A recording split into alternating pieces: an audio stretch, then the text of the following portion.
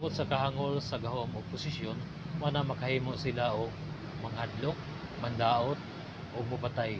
Abi ba nako gugma ang pagpangalagad mao'y rason nga nung ilansad.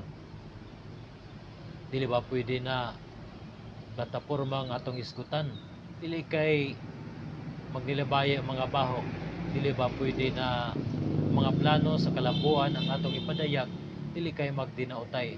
Kay sa sugod palaman, ugaw na ang dinulaan, sabot na kung na posisyon. Kay mausap kini ang makuha o mapubo sa inyong mga supporter o mga panatiko.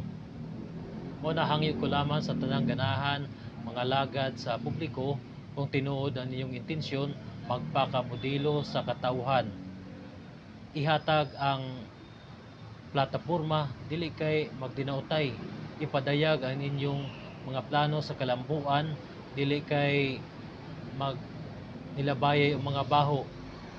Ay wala kami labot sa political o personal ninyo na kaaway. Kay ang amo gikinanglan at tinuod na mga lagad sa publiko.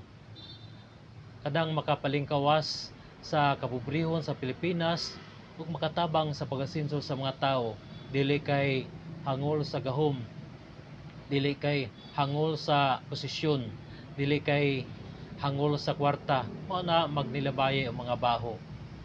Numdumi kini, plataporma ang among gikinanglan, dili ang inyong mga baho.